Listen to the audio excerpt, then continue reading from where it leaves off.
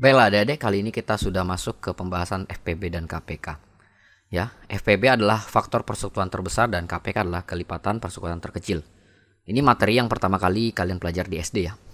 Ini akan terulang lagi di Olimpiade, tapi pastinya dengan materi yang lebih dalam ya, lebih lanjut.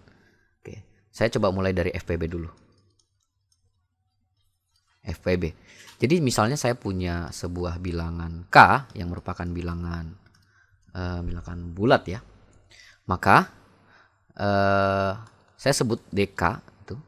DK adalah himpunan dari semua faktor. Saya akan sebut yang positif saja.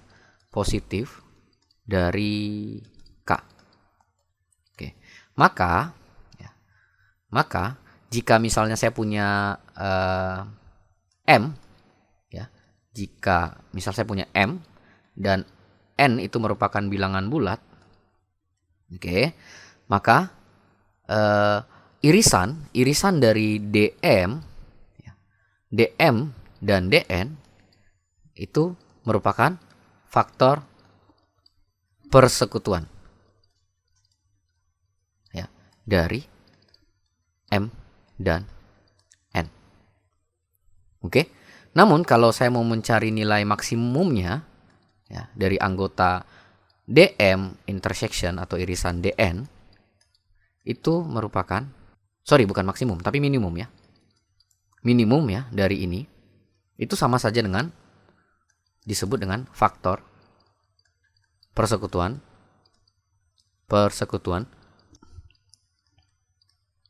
terbesar dari himpunan ya DM dan DN. Oke. Maka jika saya punya M itu berdasarkan teori aritmatika dasar atau teori aritmatika fundamental theorem of arithmetica, itu dapat disusun dalam bentuk perkalian bilangan prima yang unik ya.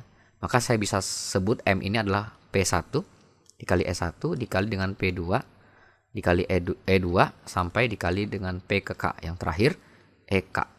Dan saya punya N adalah P1 dengan pangkatnya saya ganti F1 gitu. P2 F2 sampai PK FK begitu. Maka FPB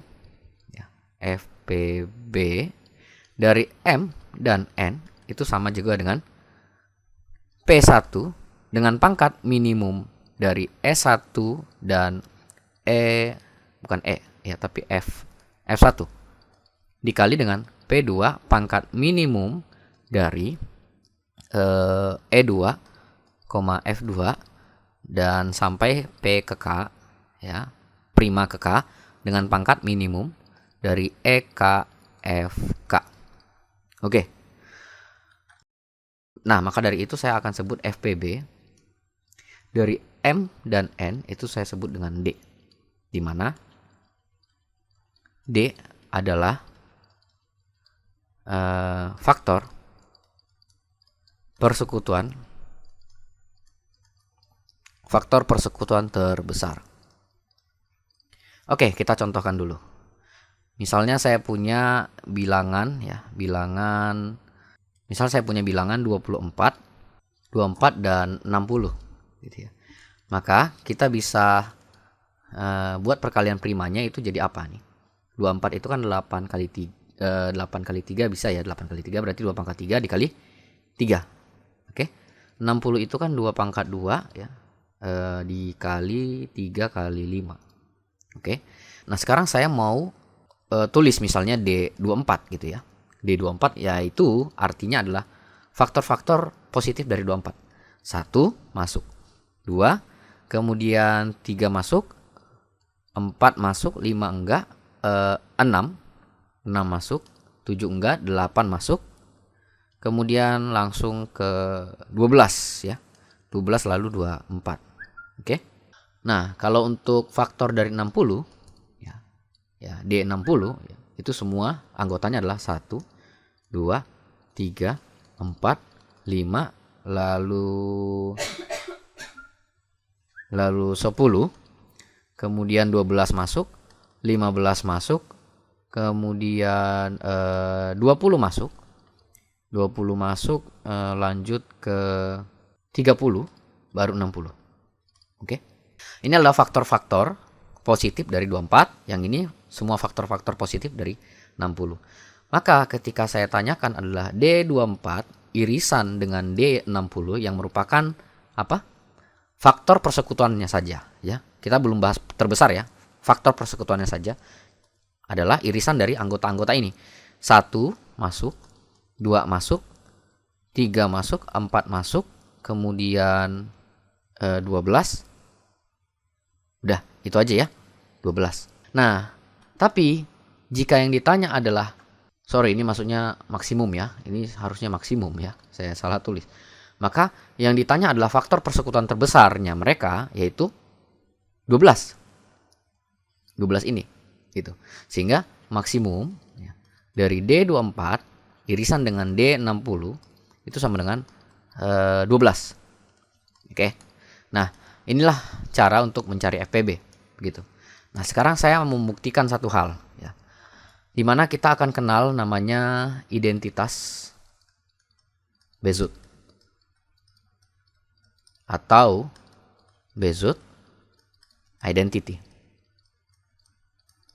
Nah, yang pertama, identitas berbunyi, kita berikan definisinya.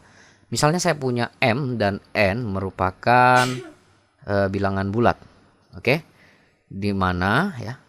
Di mana M itu tidak boleh sama dengan 0 atau N tidak boleh sama dengan 0. Oke. Dan saya punya D yang merupakan FPB dari M dan N. Oke. Dan terdapat bilangan K dan L gitu ya. K dan L yang merupakan bilangan bulat. Oke. Sehingga D sama dengan M dikali K ditambah N dikali L. Nah, ini yang akan kita buktikan ya. D ini tadi adalah apa? FPB-nya dari M dan N.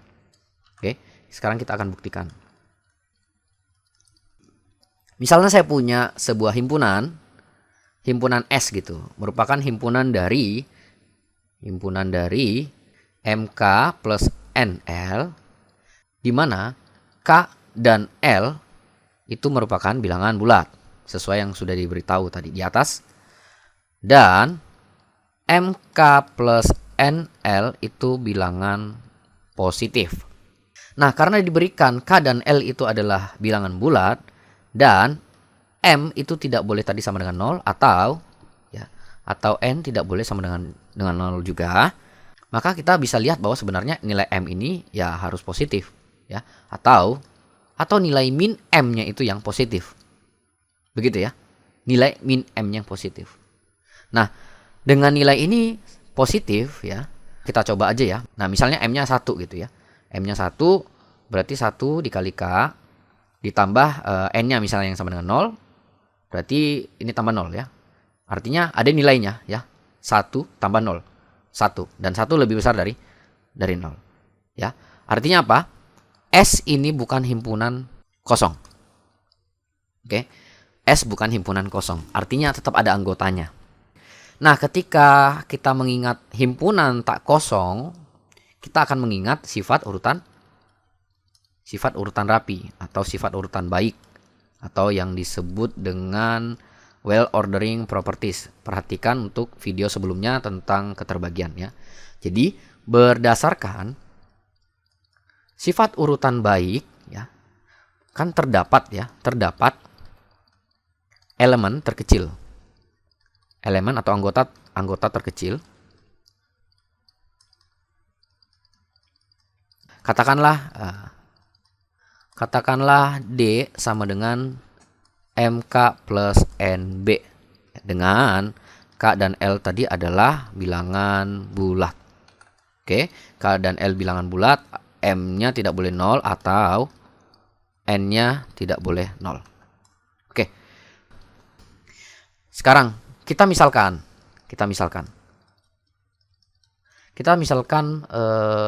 punya bilangan lain ya, misalnya C gitu ya.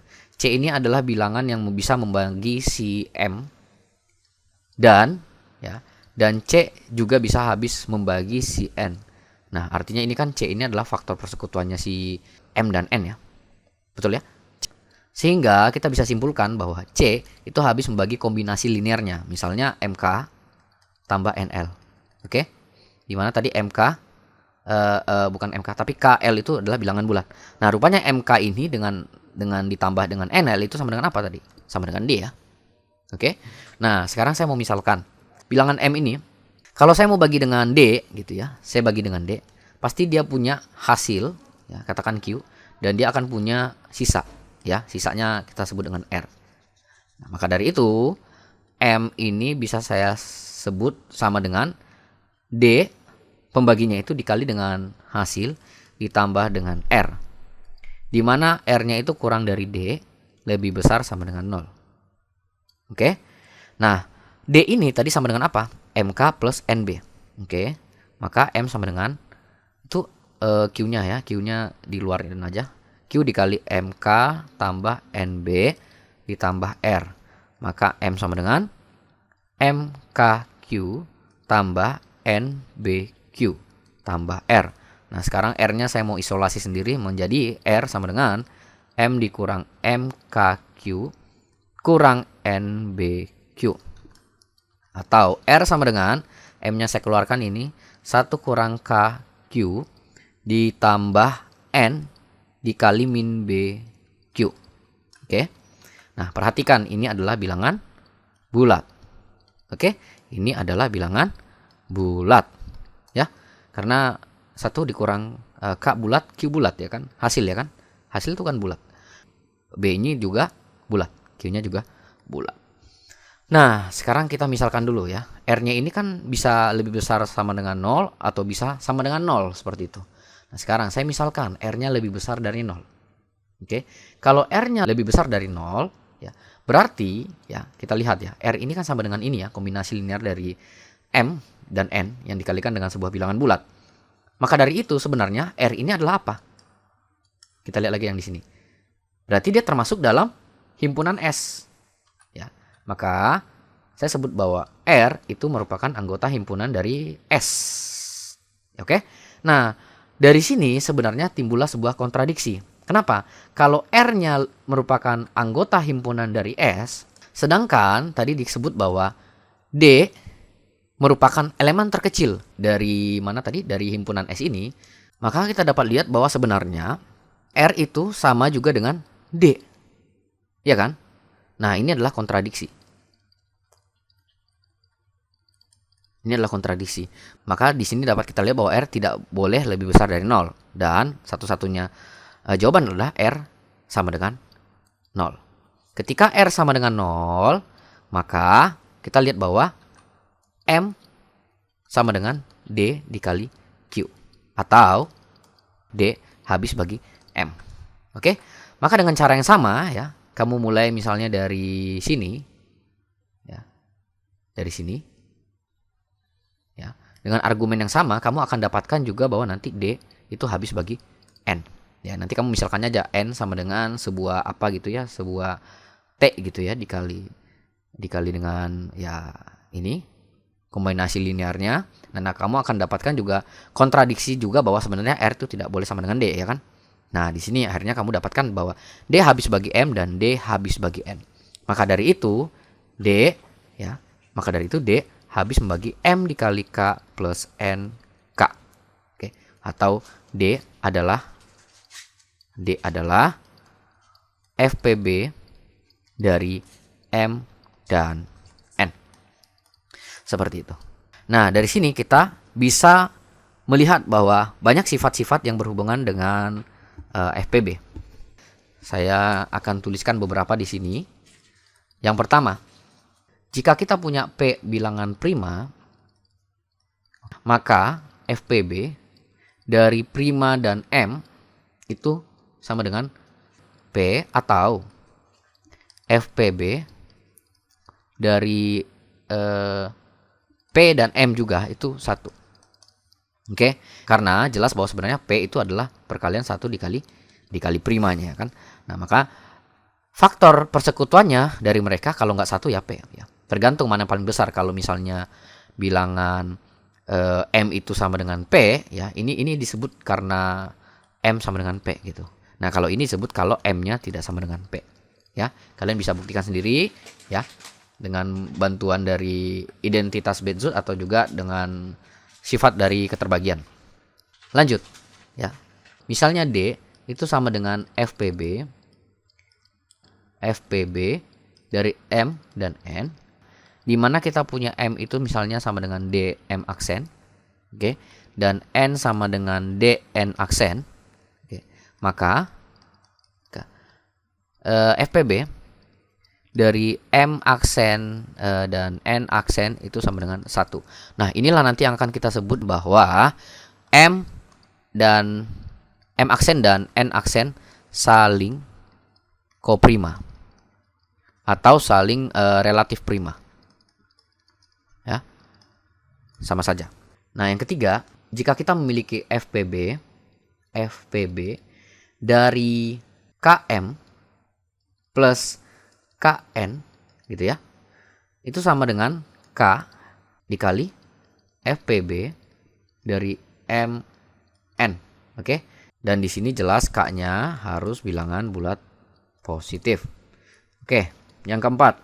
Misalnya kita punya D habis bagi M ya. Dan D itu habis bagi N. Oke.